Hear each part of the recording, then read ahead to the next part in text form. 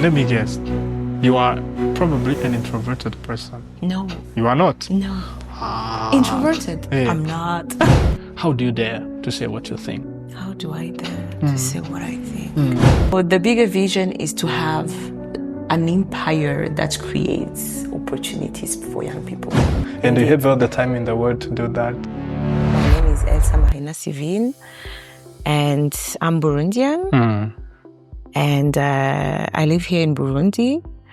I am a writer, a blogger, and I am a marketing and communication professional. And yeah, if I can put it short, I love people, I love God, and I love life. That's interesting. Yeah. So, coming to a point of writing, calling yourself a writer or marketing and communication professional, that's huge and interesting. I even saw one of your books, Je ne t'oublie pas, that I think you're going to tell us more about it. How did you grow into that person, like the person that you are today? Can you just take us a little bit back? Like Elsa, that young girl, I don't know, in the neighborhood, how did you become that person that you are today? How was it, your childhood? Yeah, I think I'm still becoming that person. That's true. You are still journey. making. Yeah.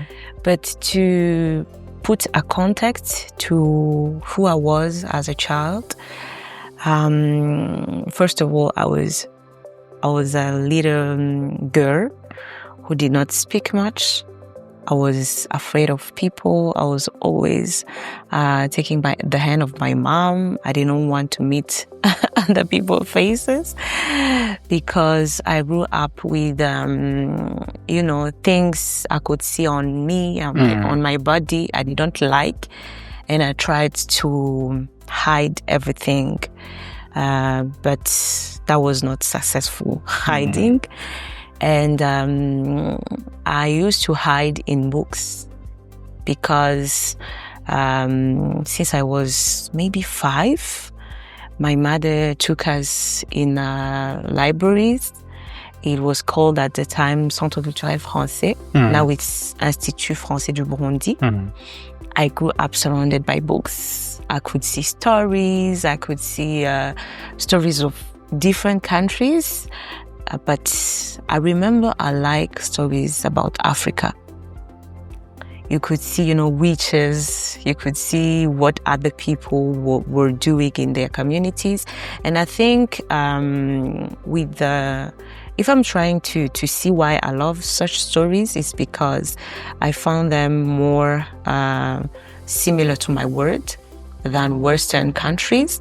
So I grew up surrounded by books, as I was saying, and I could read books, 5 books per day. And I think that's helped me in the person I am today. And I started writing early. And I know when my brothers would see this episode, they would be like, oh, you are lying. But it's true. I started writing small stories, if I'm not wrong, when I was 11, in a kind of a notebook, orange notebook. I can clearly see it, an orange notebook. And I could write stories about my classmates. If I have a classmate whose name is Safia, I could write a small story about Safia and put it how she fell in love with this person, how she would have kids after, and so on. So, in few words, I think that's contributed a lot to the person I am today. Yeah, that's interesting. And by the time you saw that you love books and reading, also because you said that you could read 5 books a day, was it just for fun, or you had some inspirations and mottos from the people? Yeah, at the beginning it was just for fun. It was just an activity, and when I was a kid, I did not have that clear picture of the person or the personality I'd like to be. Like I would like to be Beyonce or Rihanna. No, I thought I could be anything. On Monday, I could want to be a president. And on Friday, I would be like, no, being a doctor is more interesting. So I did not have that clear picture. True. But I remember I always wanted to write stories. I always wanted to be read by other children. And I was like, I could see a clear picture of me being on a table, surrounded by media and other people, signing autographs. That's the picture I had. And I think that the picture that motivates me when I feel like, I'm done. I don't want to write books, but I'm like, I want that picture to happen. I've had media, I've had people around me, but I think I'm not satisfied. So I did not have a clear picture, but writing, it was always clear. Like, I'd like to write stories and to be read. You said that you grew up in CCF, right? Yeah. Reading books about French, I think probably yes. Yeah. A lot of books in French. Definitely. And your English is quite good. Thank you. And also, how did you become that fluent in English? Because after we are in a French-speaking country, Kirundi-speaking country, and some Kiswahili in the neighborhoods, how did you love languages at the point of speaking English that way? That's a curiosity, which is a good thing. Speaking. I think you're good at French. I know that. I've been reading. Also, you wrote a book, to Blipa. I cannot doubt a person who grew up in CCF. So how about the story behind English? My story about English is quite interesting because I remember when I left high school. High school, I could not have a whole sentence in English. It was quite difficult. And I went at the university, at International Leadership University. And I could see how other people were fluent in English. Some people, not all. Especially students coming from Rwanda, from Uganda, and so on. And I was like, oh, God, I would like to be that fluent in English. But when I was in front of the class, starting a presentation, all the English was gone. I think it's a lot of presentation. That's true. That helped me. A lot of mentoring, coaching. Because I remember when the first semester at International Leadership was done, I called a friend. I was crying. I was like, I'm quitting. I cannot be, because I was doing good at high school. I was a bright student. I was like, I cannot accept that I'm no longer bright. I can't, have a whole paragraph. I can't speak about an idea I have. And she was like, really? Are you about to quit just that easily? Give yourself time. You will have to learn. And at the end of the day, you will succeed. And funny enough, I got a job at International Leadership University while studying there. They have, they still have it. They still have it. It's a program called work study, whereby they give you the opportunity to work while studying. That's interesting. And I was forced to speak in English. That's interesting. Because when you are having a parent, when you are having in front of your student, you have to speak in English. You will not be like, oh, can I say this in French or in Kirundi? So I think that also contributed a lot. And also there is something I love about the English culture. They don't laugh when you do mistakes. That's true. But in French, sometimes you be like, le, la, un, une, and people will be laughing about you, which I did not have in English while, studying and learning English. I could make mistakes and then it was okay. And also, I was working under the supervision of a lecturer called Mr. Frank. Hi, Mr. Frank. He's watching. Probably. And he helped me a lot. He gave me challenges. I was forced to speak English.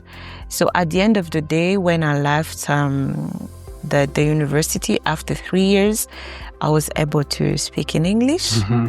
I was proud of myself. But also, I saw that it's possible. It's possible when you give yourself tools, when you accept that there is going to be some, moment where it is not going to be okay. And some other moments you'll be like, yeah, I made it. So it's a journey. It's a journey of shame, laughter, tears, doubts. Everything was there. Told us about, growing up reading, passionate about reading and whatever. We hear stories from young people like you. I think you are young. You are still young. I agree. I'm young. After university, because I see that now you are no longer at university, they did not do what they wanted to do because they said, I wanted to do this, but I did not get the opportunity to do that in university. Like me, I was passionate about documentary films. Oh, wow. Doing stories through my camera, because I remember doing that when I was a little kid. There was no filmmaking school in Burundi. So how is it today? How did you continue with your university, and how do you connect what you did at university and what you're doing today? Or did you do what you wanted to do?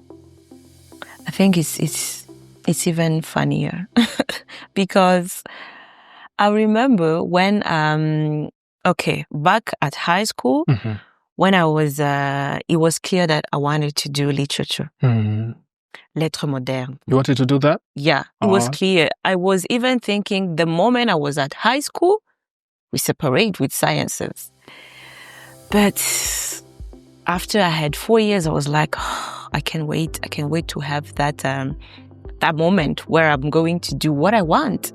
But after high school, I was like, okay, what can I do with this?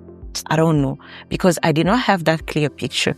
I was like, I don't know if I want to be a president. I don't know if I want to be a journalist. I don't know. I was confused. But I think now, when I'm analyzing it, having a relationship with God helps a lot, because He will not let you be lost. Go astray. That's true. Yeah. At that moment, I talked with my mother. I was like, I don't know what I can do. I don't know what I can do. I don't know what I love. I'm confused. And also we had that kind of, moment whereby every student aspired to go in foreign countries. And I was saying that it's an interesting story because I went for 2 weeks and then I came back. But at that moment when I started university, I talked with my mom. I was like, I'm confused. And then she was like, when I'm analyzing you, I see that you can do something related to being a leader. I see you as a leader. That's true. So why not go and learn how to be a leader? And then I was like, leader? Yeah. She told me, like, at leadership, they have that concentration about leadership. And then I was like, okay, let me just go there and study about being a leader. And then that's how I went and registered for social sciences in the concentration of leadership and governance. That was at leadership university. That's what I did. I have a bachelor in leadership and governance. Organizational leadership and governance. So at that moment, I was like, okay, let me just do it. But later on, I discovered that this concentration is just wow. Because you learn about everything. You were supposed to learn about how organizations are ruled, but they take huge amount of time building the leader in you before starting to talk about organization and so on. And then after, you have also some courses related to politics. You have some courses related to psychology, to emotional intelligence, to strategic management. So I had the best 3 years at the university. And every time I think about that, I'm like, wow, I should buy a car to my mom because it was the right choice. And now when I analyze what I'm doing on a daily basis, it's totally related. Yeah. That's interesting. Because in the end, you come to see that there is a reason for studying this or that. I think, as you said, maybe God is paving a way for you in the future. You can relate it if you sit down and find a person who can help you a little bit. So now we are going straight to talk more about you, what you do today in your professional life. You won the World Bank Blog4Dev in 2021. Yeah. How did that happen, and what did it mean for you at the stage of your journey? Okay, it was wonderful. I was proud. What was it, by the way? It was a competition. It was, I think it's a regional competition for Africa, whereby the World Bank gives a theme and requests for any person, but especially young people, to write about that, what they think, what they suggest should be done. And I saw that the person who won the 2020 Blog4Dev, Blog for Development, did a video explaining everything about that. And then I saw the video, and then I was like, interesting, writing, this is something that I can do. And it was about writing about what can be implemented so that African countries can face the post-COVID period. Yeah. And then I was like, okay. I had suggestions, but I was like, I want it to be special. I want it to be special. I don't want to write about, Burundi should do this, should do ABC, should do... I was like, every person is going to write about that. So I put it as a letter to Burundi. And I was like, dear Burundi, I know you are facing this, na. So I suggest you do this. Maybe the Burundians should work 24 hours so that they can make it for the time that was lost. You should do this, see what other countries are doing, and so on. And then I was like, I love you. I wish you the best, Elsa. And then I sent it. So when I sent it, I forgot about it because I had studies, I had work, and so on. And then after months, I saw the mail, like, not even the mail. It was posted on Twitter. It's a friend who sent me this. I was like, did you see that you got selected? Because they had to, but before that, they did an interview to see if the person who wrote that is actually, the real person. And then I went there, I explained what I thought. But I was like, again, we were 1,000, 100, I don't even remember. I think it is 1,000. And then after the friend sent me the text, and I was like, we were selected because it was one person per country. And then at that moment, I even shut off my phone. And I took time to rejoice with my family and also to pray. I was like, thank God. But the fact of make it a later, romanticize it, maybe that would put me on the line. It's true. And then it was so amazing. I got congratulations from all over the countries. People wanted to know about me, what I wrote in that composition. And it was really great. And also I had the opportunity to travel to South Africa to meet other Blog4Devs. And it was a magic experience. I see that you have a couple of books like this one. I was just thinking, Je ne t'oublie pas. There's also here, before you can tell us the story behind like Je ne t'oublie pas, I think that writing has to do with, lending a voice to someone that does not have an opportunity of speaking out.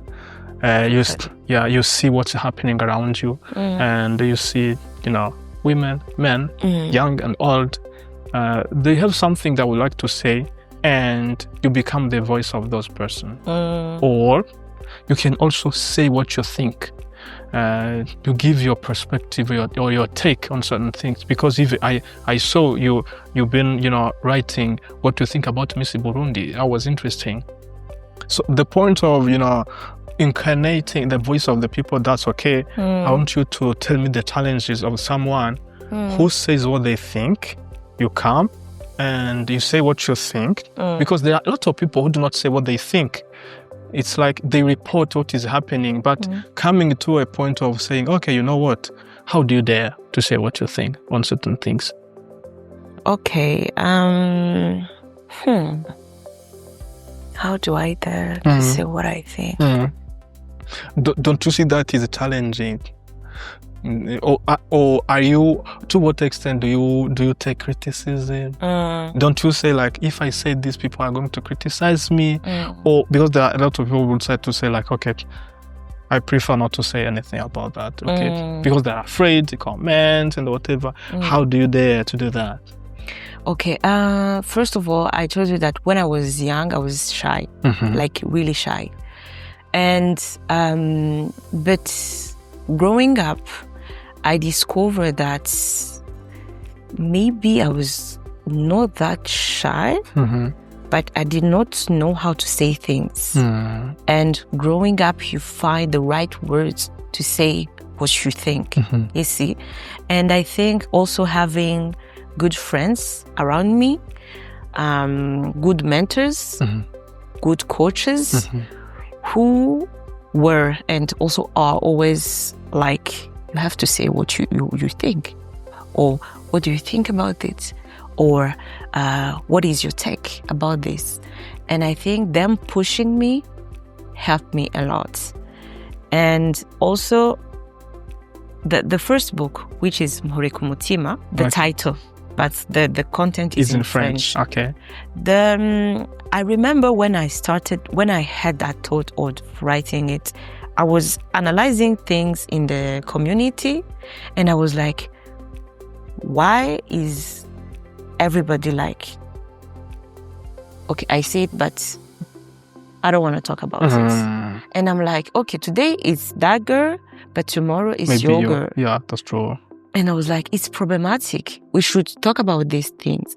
And I remember at that time I was younger, not say that I was young because I'm still young. I was younger. And I was like, I'm going to write a book. I will not give solutions because for a person who read about it, there is no solution. But I want to sparkle the conversations. And invite people to reflect. Yeah. That's true. And also to just, point about these things are not how we're supposed to do things. And I talked about miscarriages, how women here in Burundi, they have miscarriages. After that, it's like, okay, we are sorry, but it's okay. Whereas in other countries, there is psychological treatment, everything is set to back up that woman. I also write about sexual abuse on minor, when it's done by an uncle, by a person who is close to the family. The relatives. I talked about, that is interesting, people, young people who go abroad thinking that, paradise. And then what they meet there, they're like something else. I also wrote about emotional abuse. That is something which is huge in our community. Because every person think about abuse is, being violent, rape, but you can abuse a person by, words, talks, behavior. And for example, if I can give a small example, as women, you can see when you are in a family, and then aunts or other women, they're like, oh, you are fat, you should stop eating. And yet, that young person is a teenager. It's a very critical moment when we are starting to analyze self-esteem. And what I'm talking about is it's not something I discover, it's something I read that psychologists, doctors talk about. And I'm like, these things need to be addressed. I want to give that, I want to tell stories of the victim that did not have the platform to express themselves. And that's what I did. It's true. How can we get the book? Because I think I need it. Everyone who is watching this needs it. People would like to read it. How can they get there? Yeah. For people who are not in Burundi, it's still complicated to get it because I did not put it on any platform. But if you are in we only have hard copies. I only have hard copies. But if you are in Burundi, you can get them at Galerie Alexander, Vinotech, on a stand. I put a stand on there. And then, you can just buy them. Je ne t'oublie pas, it's 40,000. And then... 40,000 what? Burundian francs. Okay. I thought it was USD or what? No. And then for Mpore Kumutima, it's 30,000 Burundian francs. Well, I think, what if we can also put in the background of the Setback podcast so that people can come and buy it from here? Oh, yeah, I would be glad. Yeah. Or you buy it and then you put it. Yeah, who knows? Because we buy it and put it here. So, but you want us to buy it and put it here. Yeah. What is better for you? Is it to put it here so that we invite people come and keep buying it? Or you want us to buy it and put it once for all? Oh, I can put a stand here.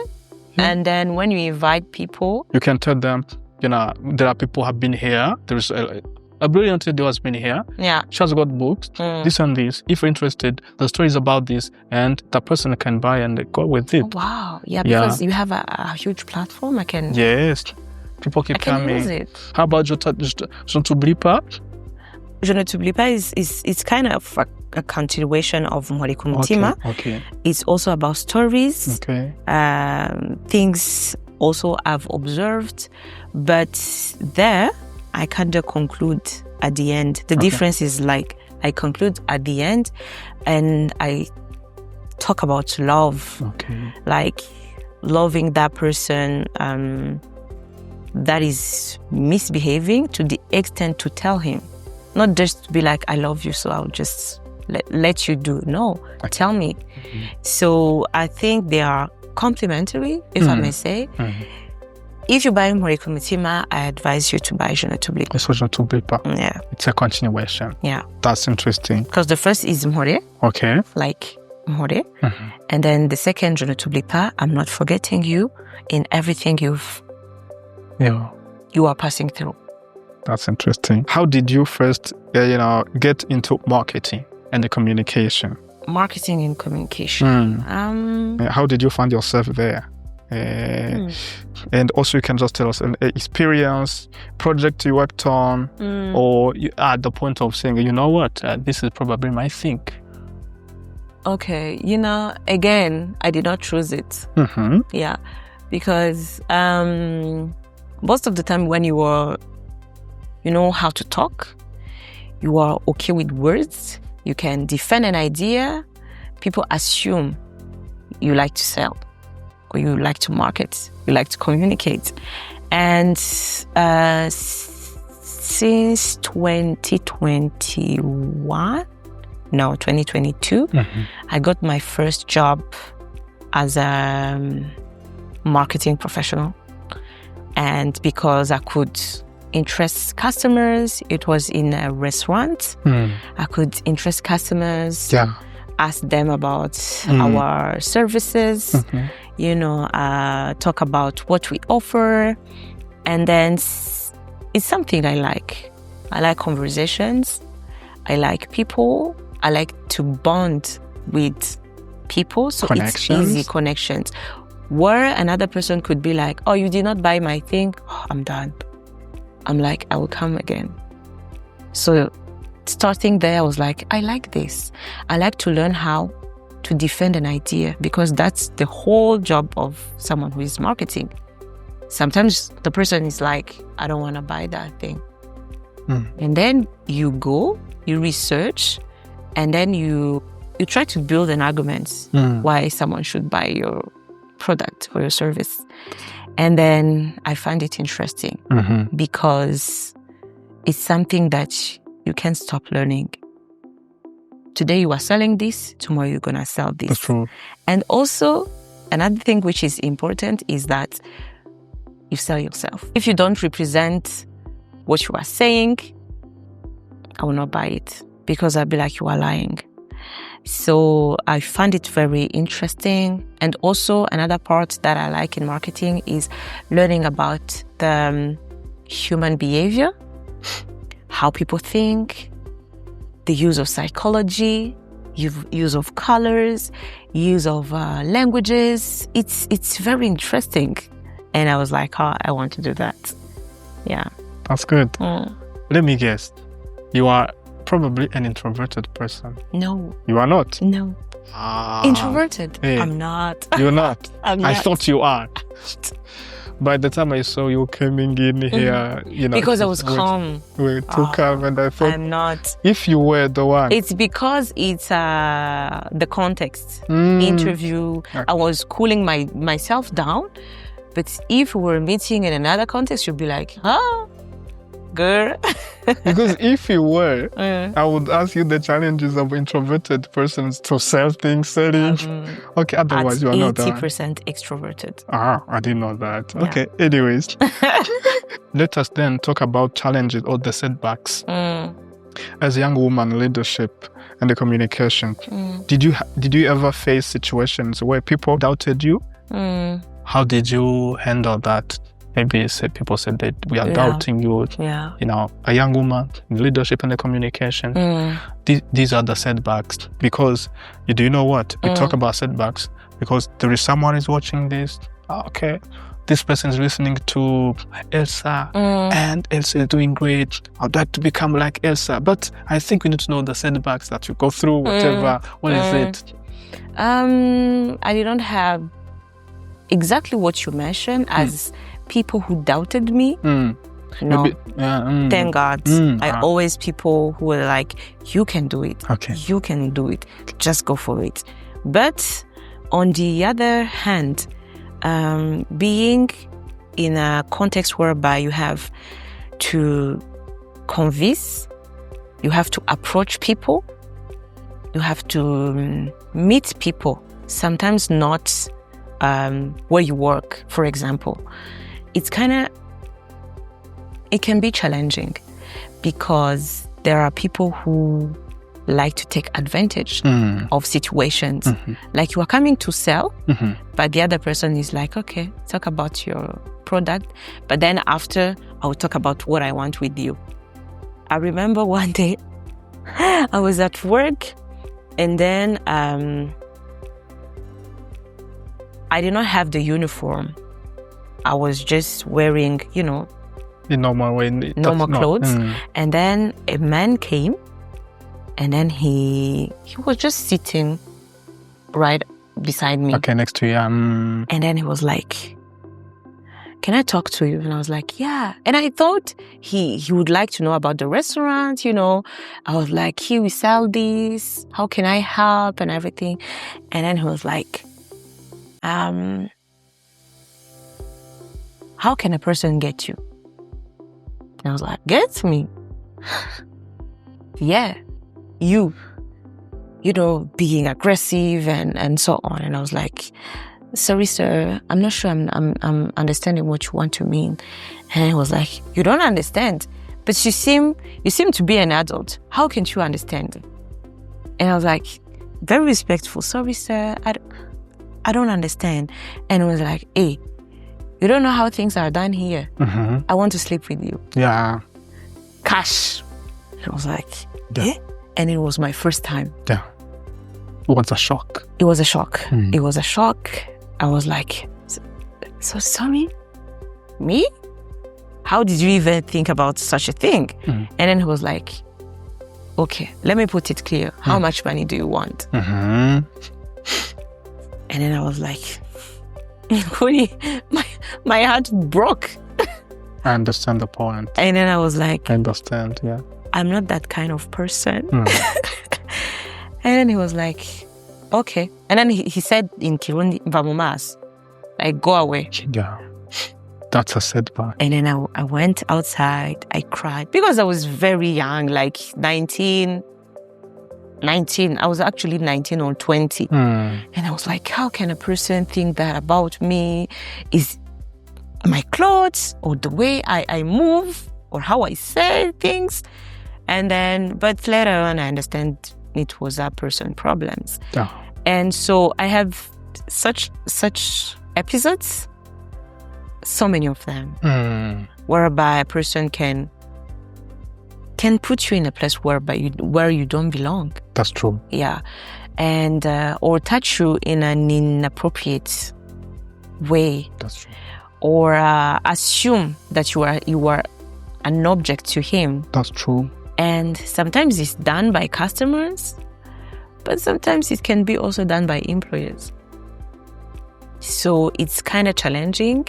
You have to have values, but you also have to have a good support system, which helps you to overcome such things. Because those people, you will always have them. Wherever you are 20, you are 30, you are 40, even 60. That's true. You always have those people coming and saying weird things to you. Yeah. That's true. And there is something we did not say that I think is very important. To say, like, I remember inviting a journalist, doctors. I would just have a journalist that would just say, like, you know, a VOA correspondent, or I do translation somewhere, or like me, I do documentary films at the set and doing podcasts at the set. When we say communication and marketing, you also have books. Let me not be like that person, or how can we get you? So where do you do that? Do you do that for an organization, or you are up for grab? You know, because there is probably someone who is watching and will say, okay, I would like to work with Elsa, you know, doing marketing and the communication.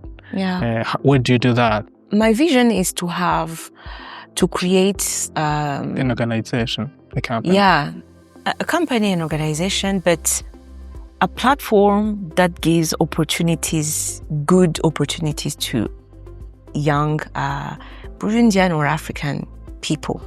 Because when I analyze my journey, I see that I was privileged. And sometimes I'm like, why people don't do this and do that?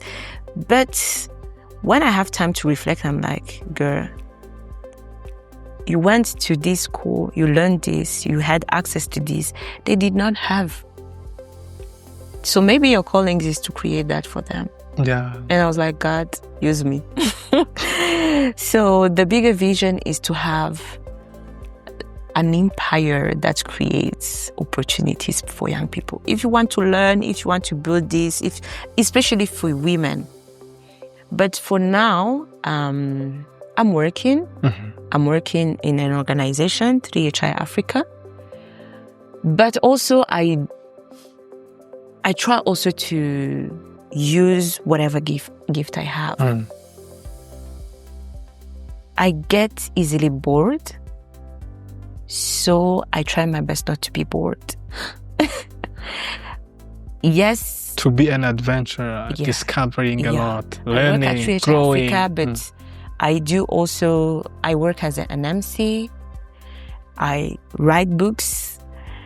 I help people who struggle with public speaking. I also work as supporter research, you know, because some people are like, we want young people who can help us conducting this research in Burundi. I also help there. That's true. I am part of at least 2 organizations. One of them is Young Women Christian Association. That's true. Whereby also I give my gifts as a helping for the people. Other people. Yeah. So that's the bigger vision, that organization, that empire, that platform, whatever it is. In 5 years or 10 years. That's interesting. But now I work in the department of marketing. Because when you dream big. When you dream big and aim high. Yeah, indeed. And you have all the time in the world to do that. Because you're still probably too young to do it. Okay, still young. What do you do in your free time? Imagine you are free and you would like to say, okay, I've got some free time and I would like to be doing this because it is something I love. Yeah, there are people who say, okay, when I'm free, I go to agenda there and be reading book or reflecting. When you are free, what do you do in your free time? I do so many things. I don't have like a single thing that I do. Okay. Because I don't, as I told you, I get easily bored. Okay. I don't like routine unless I'm forced to. For some things, I'm obliged, like work, like to build a career, I have to be. But if it was only by myself, I could do this on Monday and then do this on Saturday. But I'm a reader. I read a lot. I have so many books at home. I have so many books that I give to people. I love also podcasts about education, about sociology, about personal development, about politics as well, business as well, about philosophy, about Christianity, because I'm a Christian. And I like movies. And I'm a diehard conversationalist. I love conversations whereby you ask me a question, I'm like, wow, can you give me time to go and research? So I love also people, as I told you. In my free time, I meet a lot of people. I love kids. I love so many things. I love fashion. In my free time, I research about fashion and see what is being done in other countries. I love education. In my free time, I try to see what is being done in other countries that can be done here in Burundi. I think that's kind of the big things. That's true. Yeah. That's true. To each and everyone who is watching this and would like to become a writer or a marketing professional, what does it take to become the person that, you would like to become this person?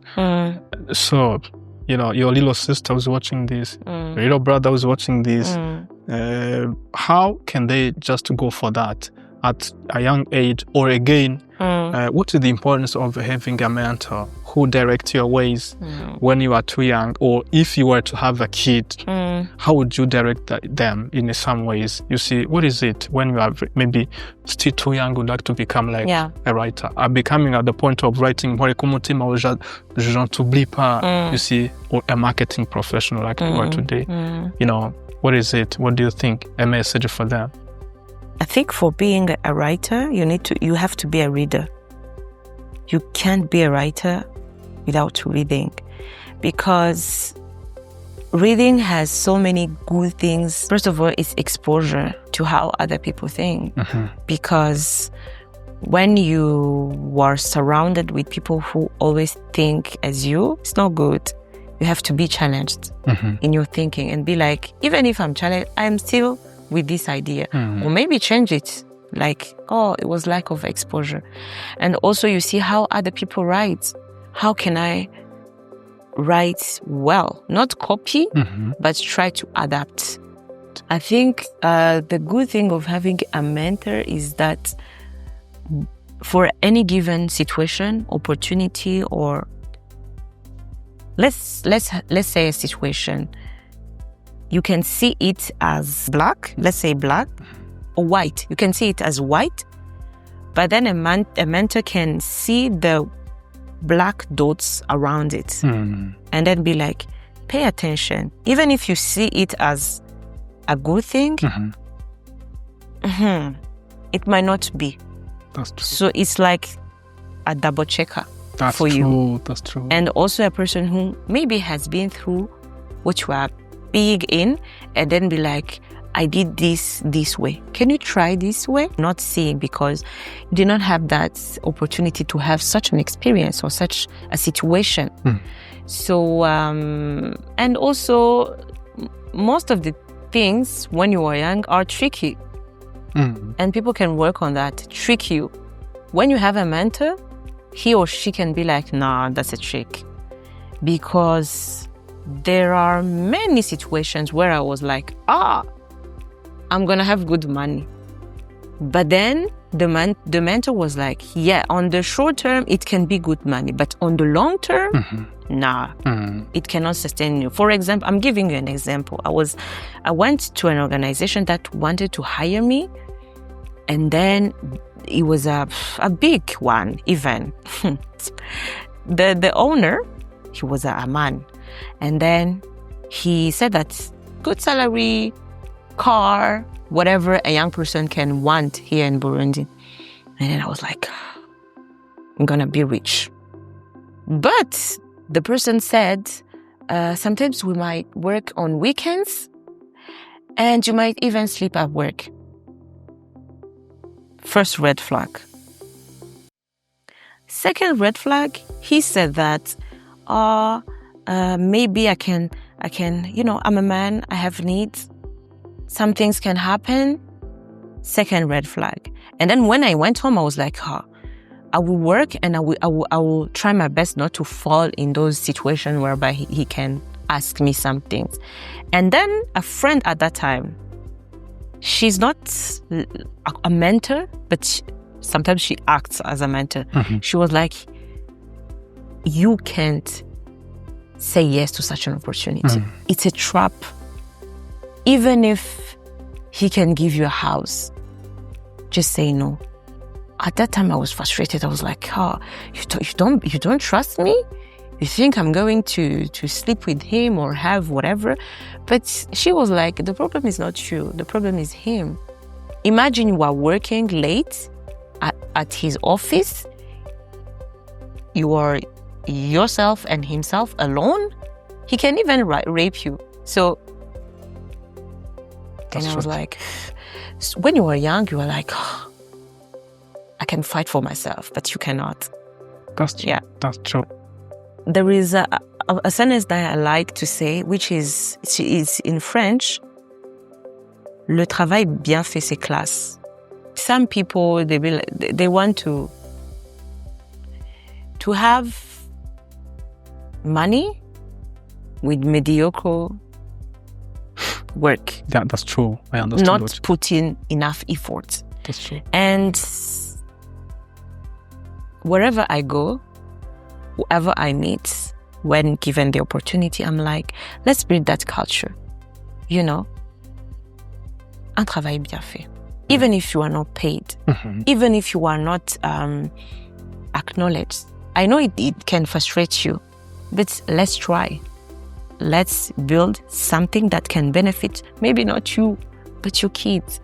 So this is something I want to end on, especially for young people, even if everything seems to be complicated or whatever, but quitting is not an option.